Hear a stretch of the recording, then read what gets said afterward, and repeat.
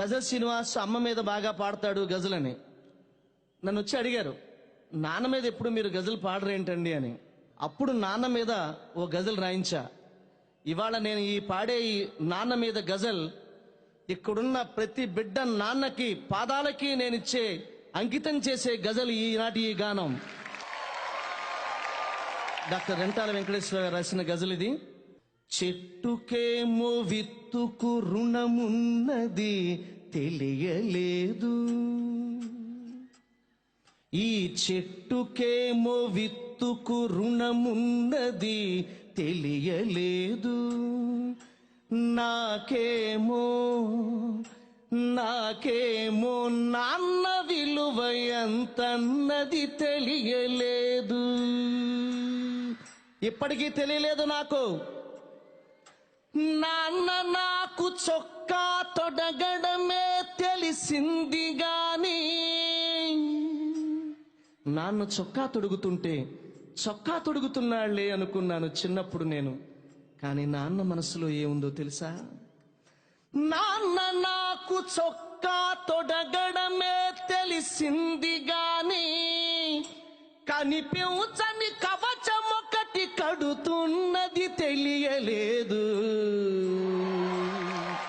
చెట్టుకేమో విత్తుకు రుణమున్నది తెలియలేదు. ఈ చరణాన్ని వినండి. ముద్దులాడి నన్ను పైకి ఎగరేయుట తెలుసుగాని, అన్నయ్య మోహన్ బాబు గారు, చిరంజీవి గారు, ముద్దులాడి నిన్ను పైకి ఎగరేయుట తెలుసుగాని, తనకన్నా ఎత్తున నిలబెడుతున్నది తెలియలేదు. చెట్టుకేమో విత్తుకు రుణమున్నది తెలియలేదు. చేయి పట్టి నాన్న నన్ను నడిపించుట తెలుసుగాని, నాన్న చిన్నప్పుడు నడక నేర్పిస్తున్నాడేమో అనుకున్నాను నేను. కానీ నాన్న మనసులో ఏముందో తెలుసా?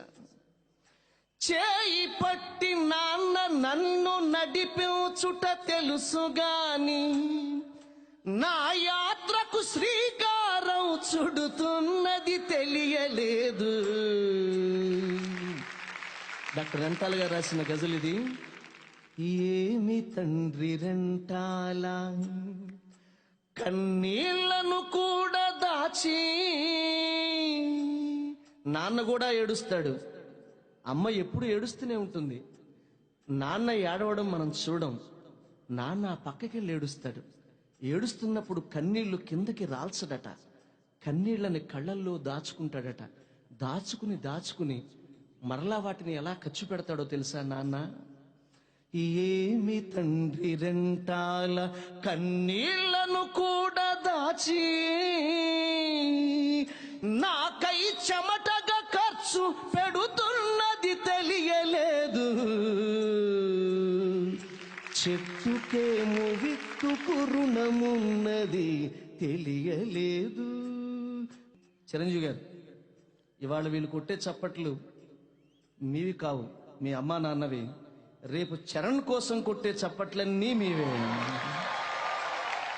ఏమి తండ్రి రెంటాల కన్నీళ్లను కూడా దాచి, అలా కన్నీళ్లను దాచుకున్న ఆ నాన్న జీవితంలో ఎలా ఉంటాడు అంటే, నా జీవం నా సారం, నా జీవం నా సారం చీల్చి చూసుకుంటే గాని,